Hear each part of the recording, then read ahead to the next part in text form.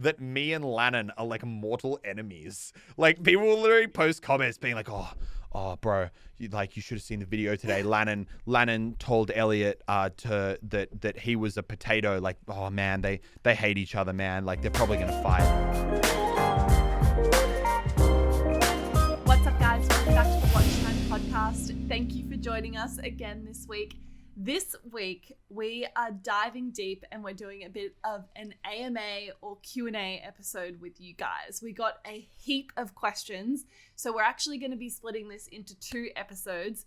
This week, we're going to be going all your questions on behind the scenes of content creation, what it's like to actually be a streamer or a YouTuber. We're going to be talking about a little bit more of the money side of things, why people collaborate with certain people and why Elliot has chosen not to collaborate with some people anymore. We'll be giving you a little bit more info on the Click channel and why we stopped it and sort of some of the behind the scenes of those decisions. So I'm very excited to get into this week's episode because I think for me, that's something that I love is like actually it feels a bit more conversational when we're answering things that people actually want to know about. Yeah, a bit of like a quick fire episode. I feel like we normally we have one like giant topic and deep dive. This is probably going to be, a bit of deep diving, but also a lot more like just over here and then this thing and then that thing and what's this and, kind of like all over the shop. Okay. Should we just jump into it? Jump in. Grace has been designated as question master and she will ask the questions. And I'm guessing because I think we want to do a different Q&A episode with like more management stuff as well. I think this one's a bit more about content. So it's probably going to be a bit more kind of like relating to me answering a lot of stuff. But I'm sure Grace will have a lot of good input as well. So the next Q&A episode that we do, we'll dive a little bit more into Elliot and my relationship and how we work together, how we've built a business together. But for this one, we're going to stick to content and being a YouTuber and the behind the scenes of that. So I feel like that is where Elliot's expertise is going to shine through. But I guess to jump right into it, Elliot, this question actually came up a lot. And I think it's an interesting topic to talk about, which we've touched on before. But the question is, basically, what do you think is more profitable, being a streamer or being a YouTuber? And specifically, a question that came up would be, what is more profitable, like a 3 to 4 hour stream with like, say, 20 to 30,000 concurrent viewers, or a 10 to 15 minute YouTube video? With how many views? With, let's say, 1 to 2 million. Look, I would say if you look at creators of similar size, like I think Fresh would be a good example of someone he's one of the largest people on Twitch these days, and he's also one of the largest people in Fortnite YouTube. I would definitely say YouTube. It's interesting because the thing is, and this is what I've always found so interesting about live streaming in general. Like there's this huge obsession when people talk about, kind of like gaming content creation. Yeah. Live streaming is so often the big part of the conversation. But the numbers are just so vastly different. You look at a lot of like really, really big channels. Like I'm actually going to, while I'm talking about this, so like Fresh probably streams the vast majority of the time. Like in terms of where he actually invests most of his time, he does it on twitch.tv.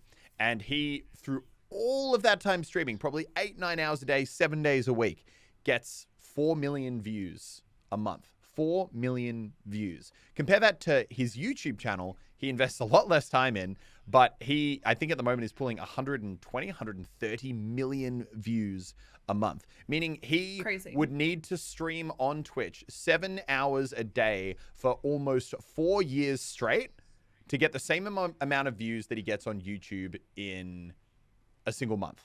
So long story short, what makes it interesting is people look at the biggest streamers and they look at the biggest YouTubers and they're like, okay, 20, 30,000 concurrents on Twitch, that's a big streamer.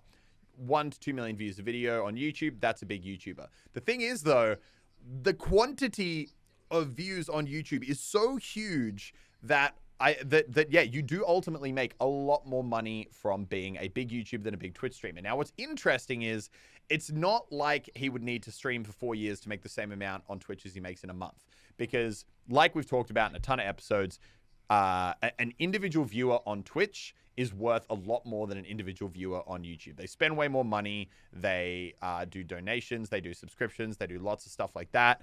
And because of that, they, obviously monetize way better. But just once again, the volume on YouTube is so insane that, yeah, ultimately being a big YouTuber is generally a lot more kind of profitable than being a big Twitch streamer.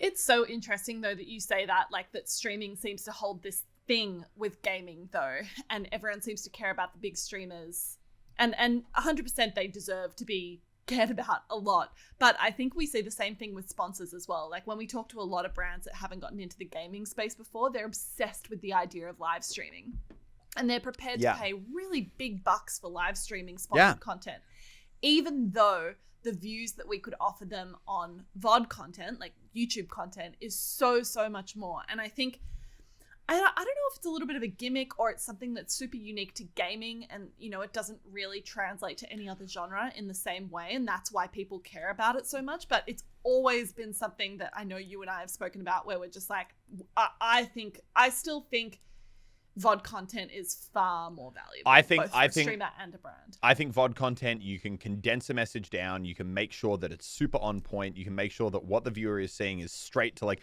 this is what the game is. This is showing it in the best possible light. This is where you can get it. Link in the description. Let's go.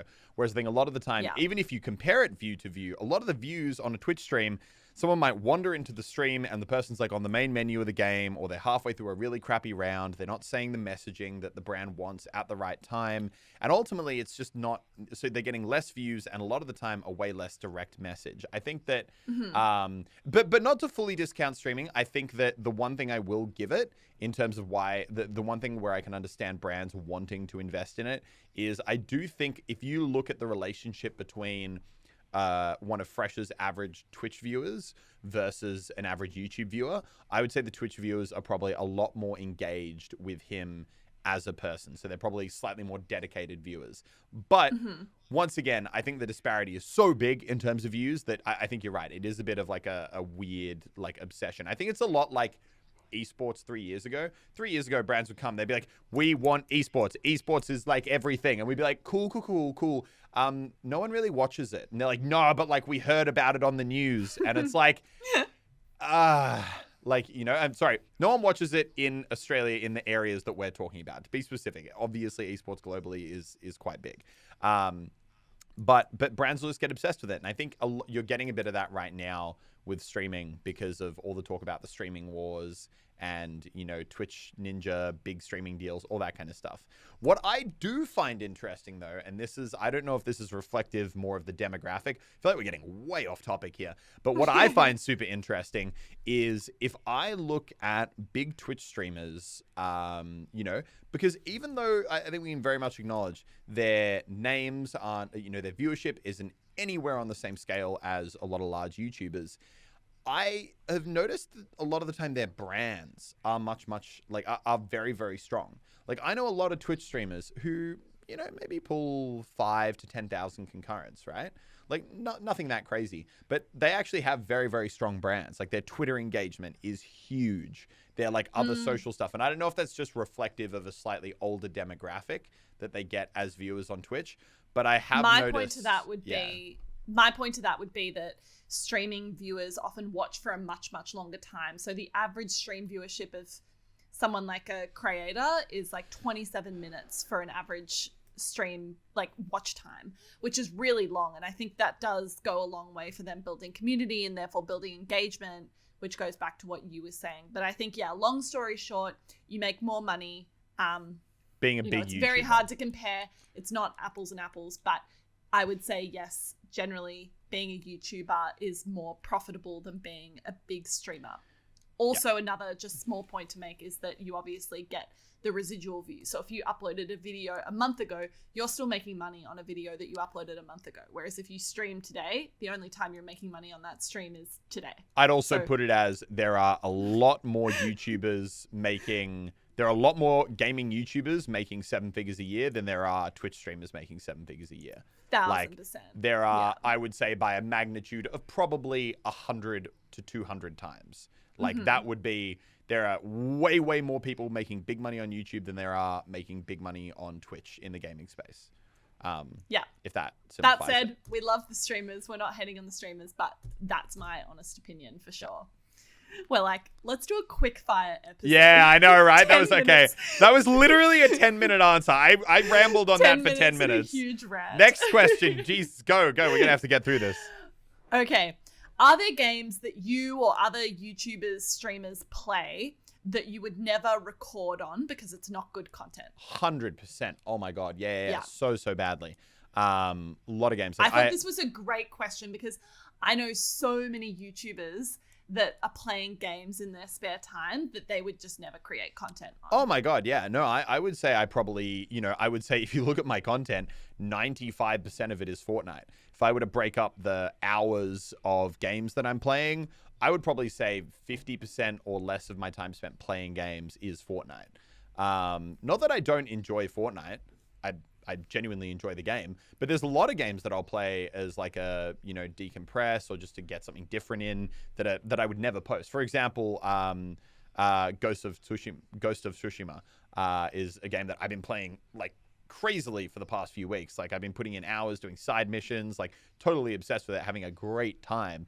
But I can also recognize that I couldn't post that on my channel. I found streaming interesting.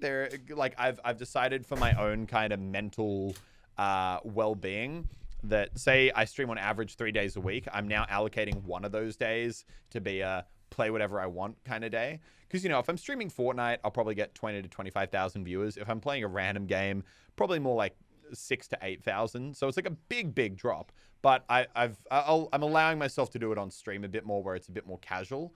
But yeah, definitely in terms of video content, it's so important ultimately to acknowledge that while your audience is partly there for you, they're also to an extent there to see you in a certain format that they can understand. Yes. I have 3,000 hours in Dota 2. I'm not posting a Dota 2 video because 95% of my viewers would be like, what am I watching? I don't understand. It's just not relatable content. I think audiences, and I'm sure a lot of the audience that will watch this will be like, no, we would love to watch you do a Dota video. But I think a lot of the YouTubers that we work with recognize that their channels, this is their job. It's a business. They're building a channel, like not just their personal YouTube channel. They're actually trying to build something that has a consistent feel.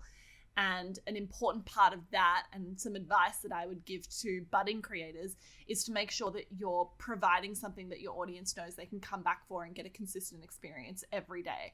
And that does mean sometimes, focusing on a specific game or a type of game.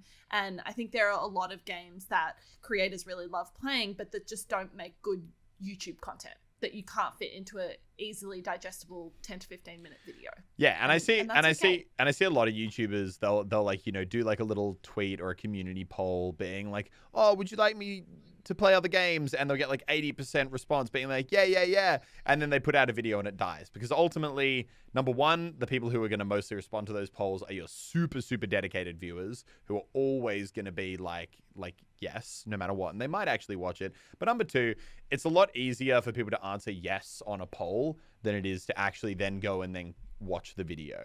And like, I know, I remember and a lot of the time, I don't think YouTubers understand the difference between that. Like I remember Keemstar put out like a thing being like, oh, if I did a $10 a month paid subscription for like a premium drama alert, would people get it? And he got like thousands of yes responses. And it's like, yeah, because people will very happily click yes on a poll.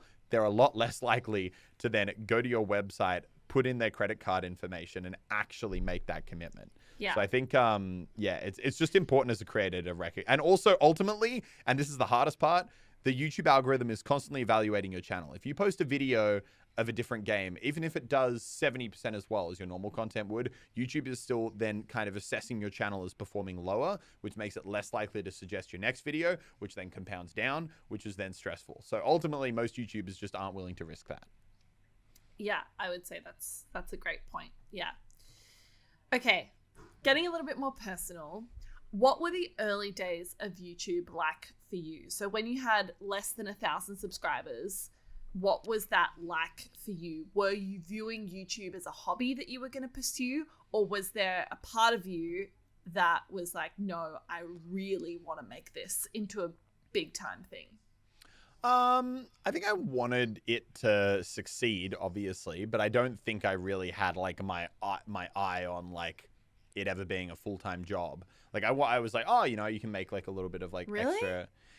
I don't think in the early days. I just think that was too big of a stretch. It would be like, ask it. How much time was there between you having 0 subscribers and 1,000 though? There would have been a bit, not the huge. Like I think 0 to 1,000 is probably looking a bit too small. I'd say maybe 0 to 50,000 is probably where I was in that mindset of, oh, this is fun. Like it's really interesting seeing like it slowly gain traction. Or 0 to 20,000, say.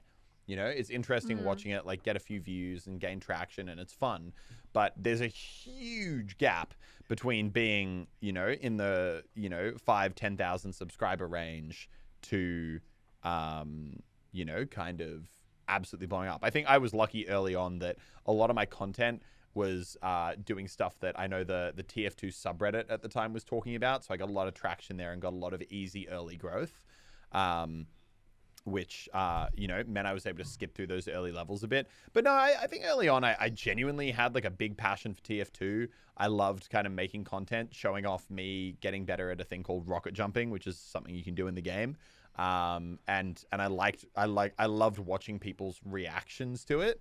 And, ultimately I was really just having fun with it. And I think I did enjoy, I enjoyed seeing the return. Like I remember I used to wake up every morning and YouTube used to send you an email every time you got a subscriber. It would be like, Johnny12, subscribe to your channel. And I remember my like morning routine would be, I'd wake up in the morning, go over to my computer, and I would open all the emails of all the new people subscribing to the channel, because it would only be like 10 or 12 a day.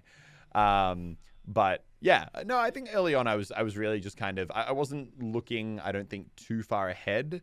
I was kind of like taking it as it went. I think I definitely wanted it to succeed, but I wasn't like, oh, I'm working towards this being my full-time job. I'm going to be a professional YouTuber, if that makes sense.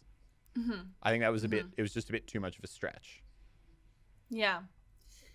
Okay, let's talk about collaborations. So collaborations are obviously a massive part, or can be a massive part, of a channel's success. I think we've seen a bunch of examples of that, like when the Click channel was happening and everyone was collaborating both on that channel and also collaborating on their individual channels. Fresh obviously found huge growth through regularly collaborating with bigger channels than him. It can be a massive recipe for success for a growing channel. What role have collaborations had for you, like over the last few years? And you've obviously gone through periods where you were collaborating with people really regularly and then not. So what happened there? Is in like, why did I stop collaborating with certain people? Yeah. I think it all depends, really. I think it just comes down to like a lot of different factors. I think there's certain people where I stopped because we had like falling out. There's certain people where it just like stopped being like, didn't really make sense anymore. Different people play different games. I think it really comes down to a lot of things. Like, I think if you look at, and also like a change in content style. I think if you look at, me and Baz, for example, like love Baz. Mm-hmm. If it like, and there's been a lot of times where he's been like, want to come play Overwatch. And I'm like, yes, keen. But I know that he doesn't like Fortnite. I know that I spend the majority of my time recording Fortnite. So there's no real point. And it just doesn't match up, because either A, he's going to be playing a game he doesn't enjoy, which doesn't make for good content, or yeah, I don't know. Ultimately, there's things like that happen. I think there's been a few like more like falling out ones. Like I know with Zilbrad, that was a bit weird, and that was a question that came up a lot. Yeah. Yeah, because that was like a big one. Me and Zilbrad and Baz it was like me, Zilbrad, Baz and Sean Tierden used to play a lot. And I think Sean Tierden, once again, he's kind of in the same category as Baz, doesn't play Fortnite. So it's kind of like a bit different there. There were a few times recently, actually, where Baz and we teed up like 2 or 3 separate days where we were like, okay, we're going to like make an Overwatch video together. I was going to put it on my second channel. They were going to do it for their main channel. And both times Sean, I think, had stuff randomly come up at the last minute and he wasn't there. So we never got to do it, which sucked. But yeah, no, I love Sean. Sean's a great guy. But yeah, I think with Brad, that one was more interesting. And I'm sure I had my own things that I probably like did weird at the time as well. I know Brad seemed to develop a weird mentality that we heard just from like, because we had like a big friend group and he'd tell some people what he was thinking and not others. Basically, I think at a certain point he became convinced that I think he was, and I think everyone gets competitive, which is totally understandable. It happens for everyone on YouTube. But I think he was frustrated that he wasn't getting like head and shoulders above more views than like me, for example. And I think he was convinced that people were only watching any of our videos because Brad was in them, because Zilbrad was there, and he wanted, and he was like, okay, if I stop making videos with Muselk and Baz, then all their views will go and they'll all come to my channel, which is like, which is just kind of weird. And it was, and there were a few other things, and I honestly forget all the like nuances of the drama, but he went and he did that for a bit, and then he realized that wasn't how it worked, and then he came back and he tried to like make up, and we're all like, are you gonna like, you know, make up for that? Because that's kind of a huge dick move. And I think, you know, once again, like a lot of big YouTubers I know, he's very stubborn and didn't want to, and there were a lot of big arguments, and there were things that happened between, I think the main tension was between me and him. I know Baz at a lot of points was pissed off at him, but Baz was more like the Dr. Phil mediator, trying to like level things out again. I remember. I think that's something that comes up with YouTube personalities a lot, is that everyone's stressed, everyone's worried about becoming relevant or irrelevant. Everyone has massive egos, whether you like it or not. Yeah. YouTubers have big egos. There is an element there that's like kind of narcissistic, and I think it's necessary actually to become a big YouTuber. But yeah, I think that probably plays into it. Yeah, and I just think there was like a weird, I don't know. I think Brad, and I think there's a few people like that. And I actually think everyone in YouTube has a small element of this, and I'll very much, you know, include myself. I think literally everyone has this. I think there's, to a point, everyone wants to be doing the best. And I think, I think to get to the point where all of you are, you need to have that hunger and a little bit of competitiveness. Like, you need to be willing to really put it all on the line. Yeah. And I remember like early on with like, with Click, we were initially like talking to like Brad if he wanted to, you know, join Click.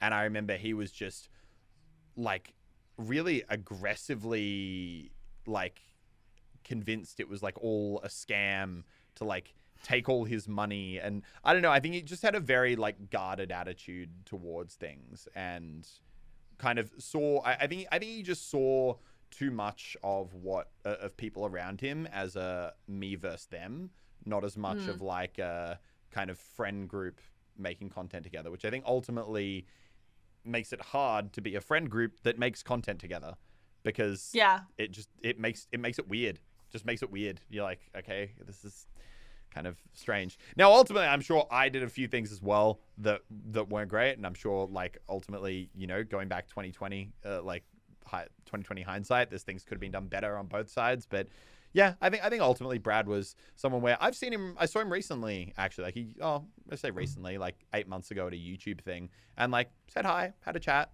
I don't hold anything against him. I think it sounds like he's matured a lot since then. I've matured a lot since then. People change a lot of the time. A lot of these young YouTubers you're watching are, you know, we're literally like in our teenage, you know, you're like 17, 18, 19. Yeah. Like you're pretty immature in the scheme of things. You don't realize that until you're like 25. But yeah, you know, I think that's the same as like people who were dicks to me in high school. I'm like friends with some of them now. I don't hold any of that against them, because I've done dumb things. Other people have done dumb things. Everyone changes. Yeah, 100%.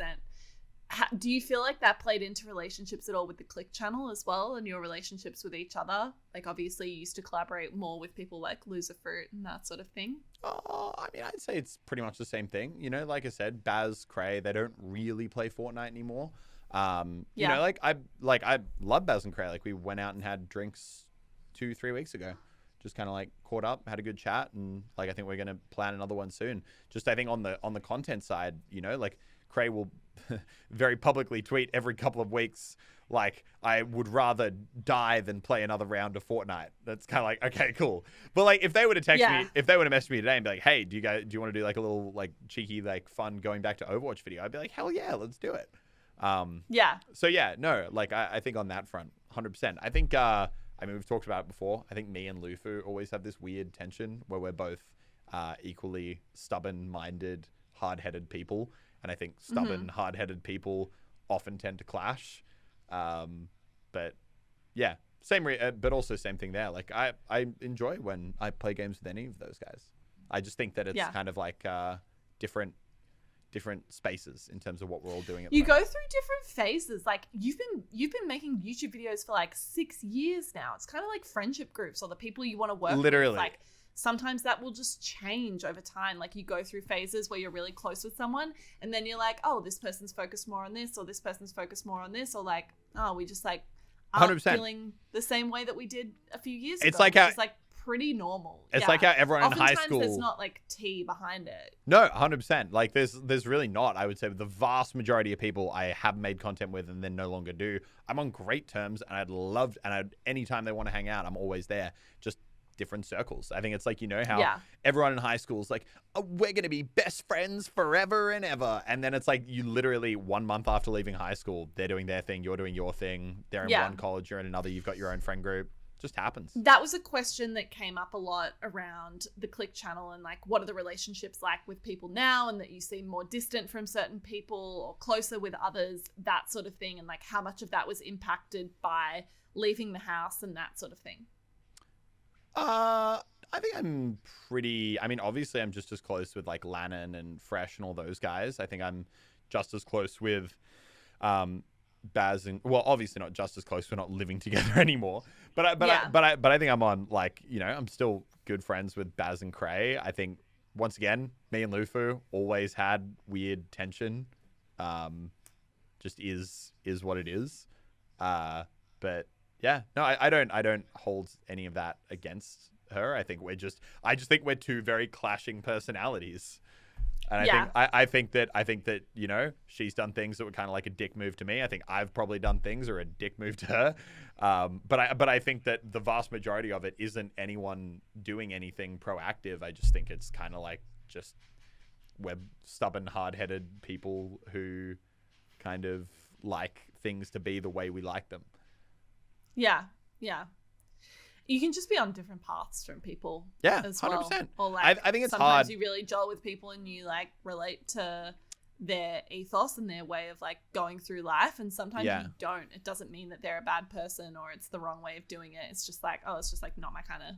Yeah, it's not my vibe. 100%. I think it's really hard because a lot of the time when you're a creator, your community kind of like places a narrative on you that like, this is the way that the things are. You are the friend with this and this is your enemy. Like for the longest, like people still think that me and Lannon are like mortal enemies. Like people will literally post comments being like, oh bro, you should have seen the video today. Lannon told Elliot that he was a potato. Like, oh man, they hate each other, man. Like they're probably gonna fight. They're probably gonna have some huge falling out. It's like, no, like you know, like Lannon and Elliot probably will one day be brothers. You probably have dinner together like at least a couple times every couple weeks. Yeah. Like you spend hours a week together. It's like, are you working together every hour? No. And I think it's like, no. And I think it's also interesting. And I know we've talked about this before. But I think the way I will put myself forward in content sometimes, I think especially in group content, is I'll be the more like, I think that the character I put forward in those group videos a lot of the time is the one that's like a bit easier to like hate on.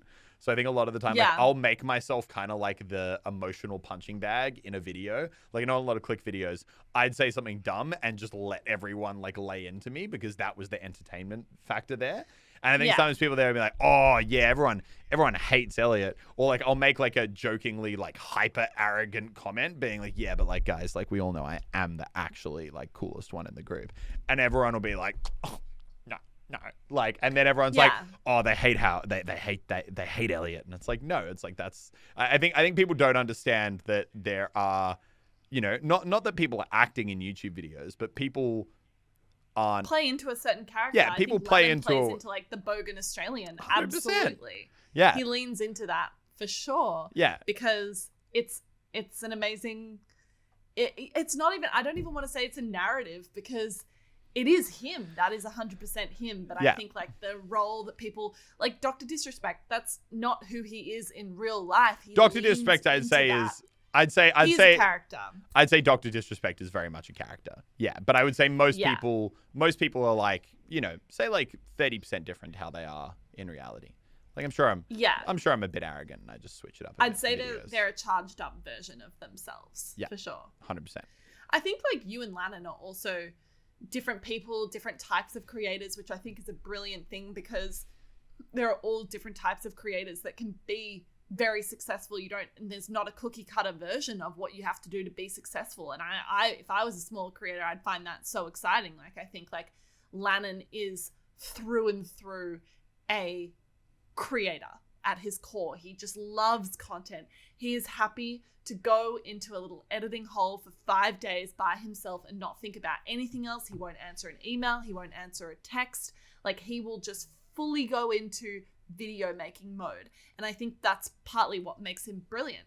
Yeah. I think you, on the other hand, you actually love like having your hand in multiple things and thinking about like the more business element of things or thinking about click at the same time that you're thinking about your channel. And I think that's what makes you brilliant. And so I think like if I was a small channel, I'd find that I think that's what is so great about YouTube is there is no cookie cutter version to what you need to be successful. Yeah. You can lean into your strengths and find it that way.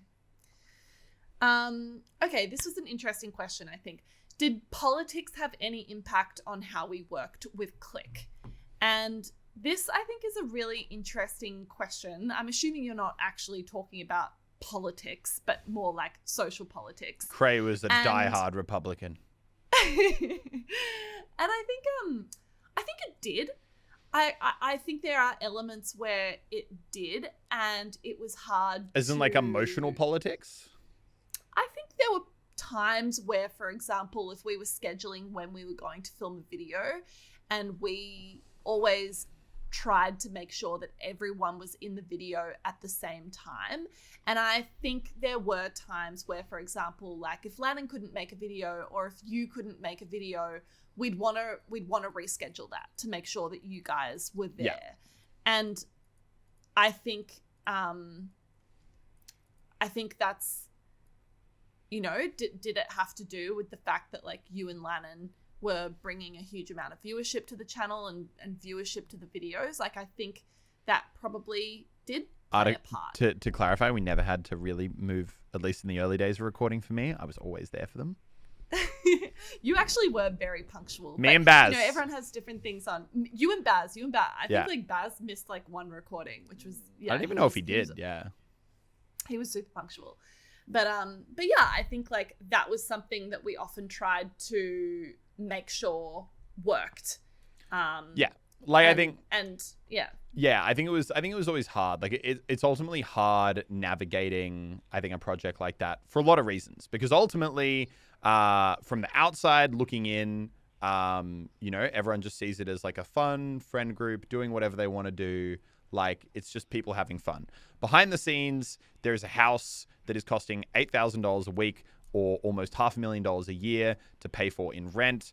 There's also cleaning fees on top of that. There's production costs, there's admin, and ultimately that gets paid through making content. So I do think that I would say the politics, when it really came down to it, was just trying to navigate the tension between obviously wanting to just be like understanding of people and make it like a fun, relaxing, chill environment, but also understanding the reality that making those videos is what is paying for the rent. So I think ultimately a lot of the tension really did come down to the economics of it and the financials of it. I like across all aspects, I'd say it would be around like things like keeping the house clean and not damaging things and being respectful, so that Click doesn't have to pay for like $1,000 of cleaners, or you know, things like being like if we had like a shoot scheduled and someone kind of waking up on the day and being like, oh, not really vibing it today.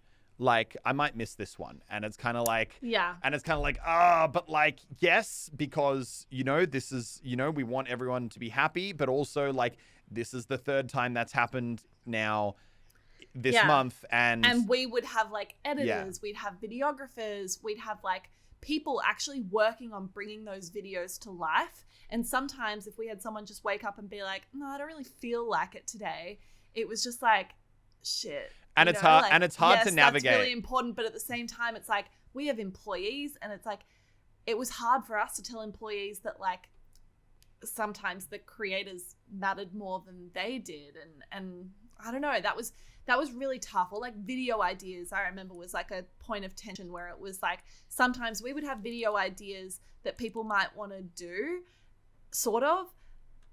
Or we would have video ideas that we were really confident would be well performing. And there was a tension there where it was like we wanted to make sure that every video we uploaded, the maximum amount of people would love it and would click on it. And sometimes there would be ideas and it was like, yeah, that's like a fun thing to do, but is that an actual YouTube video? Like, is that actual content that someone would want to click on? And for people that are making a video for a channel where they don't have to pay all the bills associated with it, they maybe didn't care about that as much as we cared about making sure that, like, okay, if we upload it, is the audience actually going to respond to that and enjoy it? Yeah. So I think there were tensions around or political elements, if that's what you want to call the politics. Yeah, there were tensions because we were a small business. We had a huge amount of responsibility and cost on our shoulders, and therefore we had to make decisions that were kind of in line with that. And I think sometimes people in the house didn't want to hear that. And I, in hindsight more, I understand why you wouldn't want to hear that, because you don't want to have on your shoulders like, oh, like this is costing other people money, or I'm costing people money, or we have to do something that's, going to be able to pay the rent. That's a stressful thing to hear as well. But also it's a reality of growing a business and actually doing this thing. Like, to even be able to do it, that's the sort of way that we had to be thinking about it. Yeah, and I think what makes it a weird thing to navigate is that, most YouTubers, like, don't get me wrong, like, most YouTubers work hard, but ultimately at the same time, they're like, you're your own boss. So you can wake up in the morning and be like, oh, I'm not vibing it today. And you can just not stream. You can just not stream for that day or not make a video for that day. You can take that day off. But like 99% of people watching this are, and like same way that, most people do their job, is like their job is their job. You can't wake up in the morning and be like, oh, I don't really vibe going into work today. I'm just not going to go. It's like, unless you're sick and you have a reason, like, work is work. So I think that was like the weird, they were the two ends of the spectrum where it's like creator, job, and ultimately I think from Click's end, like, we needed getting videos made to operate more as a reliable thing, because there are people organizing them and then production teams waiting on the day to film them. And also it's literally paying for the rent on the most expensive house you can get in Sydney. And I think that it was kind of like a weird two ends of the spectrum sometime. And I think that sometimes the stress of that kind of led to bad things in both directions. I think that like at certain times, like at certain times I said things that were like not like that weren't fair. Like I go to the guys, but like, guys, this is just flat like ridiculous. Like, do you know how expensive this house is a week? Do you know the financial stress behind it? You can't be acting like this. Like, it's just disrespectful to all the people like putting work in. The house is, I would use the fact that like Click's paying for all the rent as like a way to try and be like, you can't like just be bailing on recordings. Like, it needs to, or other shit. Yeah, and that or was not like responding to messages, or not, we literally have like group messages where we'd be like, okay guys, this is a shoot day. Is that okay? Can you respond, please? Hello? 5 days later, nothing. And it would just be like, oh my God. But I think sometimes I would get super frustrated if stuff like that happened, and I would then say stuff like that, which isn't okay, because that's not a mature, correct way to deal with an issue. And then I think on the other end, there was a lot of times where I think it's very easy, when you have like a group, and I think people could get together sometimes and be like, and talk amongst themselves, and kind of make what Grace was trying to do with like pure good intentions, make her like an enemy. And I think ultimately what was extra hard was I was smack bang in the middle of that, friends with this group. Also, Click's like a company that I'm trying to like help run and justify paying for the house with. And I think that I was often really stuck in the middle with like, you know, Grace and Emma on one side being like, oh my God, this is super stressful. And then on the other side, being friends with everyone here and wanting to make sure they're happy and also just genuinely like wanting to have a good time. And I think it sometimes put me in a super hard spot where I had to try and navigate both. And it was weird. You were in a tough spot. And I think that leads into the next question that someone asked, which was, what were the main thoughts or what were the main stresses when you decided to end Click? And for me, it was, you know, those were feelings that were coming up. But for me, like, the worst part about ending Click was that I genuinely feel like we had something so special. And I feel like we had something that had so much potential. And there are very, very few groups on YouTube that are actually able to do what we did or have the resources to do what we did. And my pet peeve is wasted potential or feeling as though there were things we could have done that we didn't. And I do feel that way with Click in some ways. And it's okay. And it ended at the right time. And it has meant that we're able to focus on different things and other things that like I know you guys will like sneak peek for you guys listening to this, like we have a new channel launching very soon with a new group of people that I think you will love, and we couldn't have done that if Click didn't end it. But yeah, for me the biggest stress was feeling like crap, I feel like we've got something special here and we've just invested all this time into making it great, and you know, could we have gone on tour, could we have like done a reality TV show, could we have created more and bigger videos, could we have done a podcast, like all these additional things that I genuinely think would have been great for the group, but also would have been great for those individual people. And it sucks, like, you know, I look at their views now and like some people in the house, their views have really declined since leaving the house, and that's okay, like views aren't everything. But for me, I just hate the feeling of wasted potential, because one of the reasons I was so excited to do it was to obviously like see these personalities grow, and sometimes I feel like there's more we could have done there. But what about you, Elliot? Yeah, no, I mean, I think it was hard. I think obviously I think both sides, certain things could have been navigated better. I think at the end of the day, it was weird. I think it was hard because I couldn't really pinpoint why things didn't end up going well. I think ultimately like people really got in their own heads, and I think ultimately like it took a lot of talking.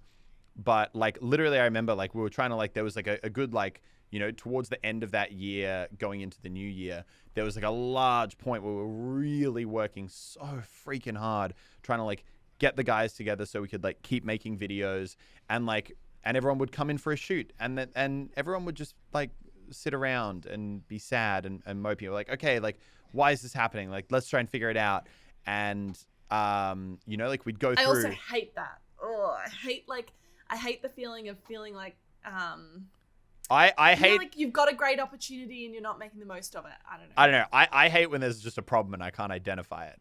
But you know, and I'm sure like a lot, like you could go back and be like, okay, well, like ultimately we ended up at that point because of stuff that happened 6 months ago, and I do think that plays into it.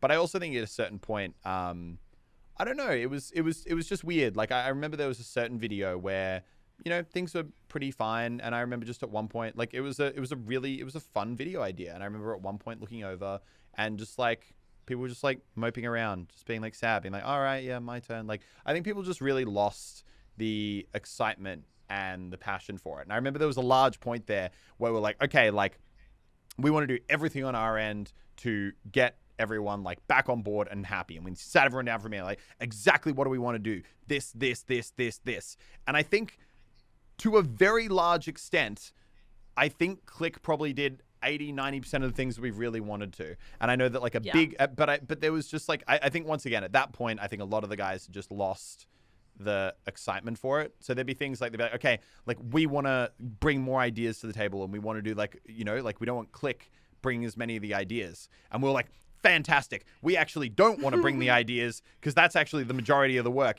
If you guys can come up with good ideas, they're probably going to perform better. You'll be passionate about them. And that's awesome. We don't want to bring the ideas. And then everyone would be like, okay, cool. And then no one would suggest anything. Or if they did suggest something, it would be like, oh, let's do the Click click goes to the ocean. We're like, okay, like what are we doing that? Like, what's the video look like? Is there a challenge? Like, is there a narrative? And then in the DM group, be like, hello, respond, please. Basically, yeah. I think, but ultimately, starting a group is hard. It's hard. And I think ultimately it's the problem really was hard. By the time we really got to the point where we were really working hard to fix it, I just don't think that people really wanted to fix it at that point. Yeah, I think starting a group is challenging, and to take it to the level that we wanted to take it to, it requires having a large number of people that are fully on the same page and fully committed to the same vision. And if you don't have that, if you even have like 1 or 2 weak links, that can bleed into the results of everything. Yeah, which is why I have so much respect for like the Sidemen.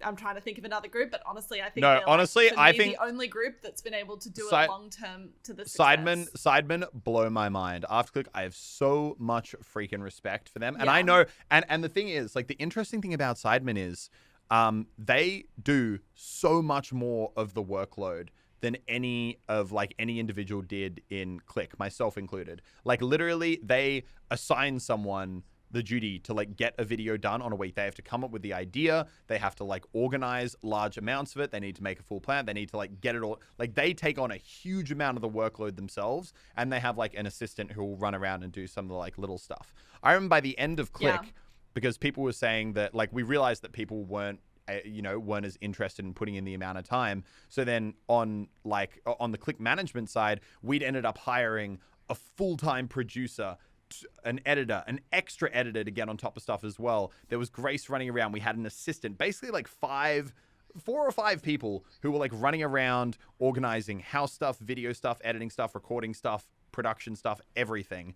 And it just still wasn't enough, because ultimately, if the recordings just don't have that energy and people aren't bringing the ideas and they don't feel invested in it, like that's just going to happen. And I think ultimately, yeah, it's a challenging part of working in talent, is that ultimately you're very reliant on the talent, and that was something that I found challenging. I still find it challenging working in talent, and I love my job, but I think anyone that works in talent finds that as a challenge.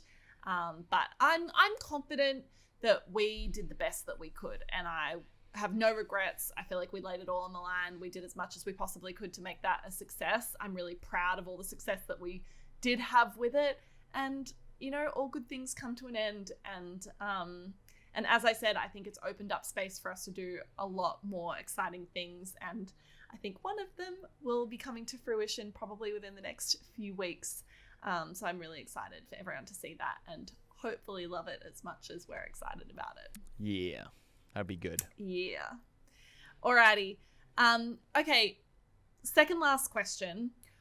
What do you think about the difference of doing a few really high quality monthly uploads versus daily uploads? So for example, if you were to compare the upload schedule of someone like Lannon, LazarBeam, or someone like Fresh or Lachlan that's uploading much more frequently.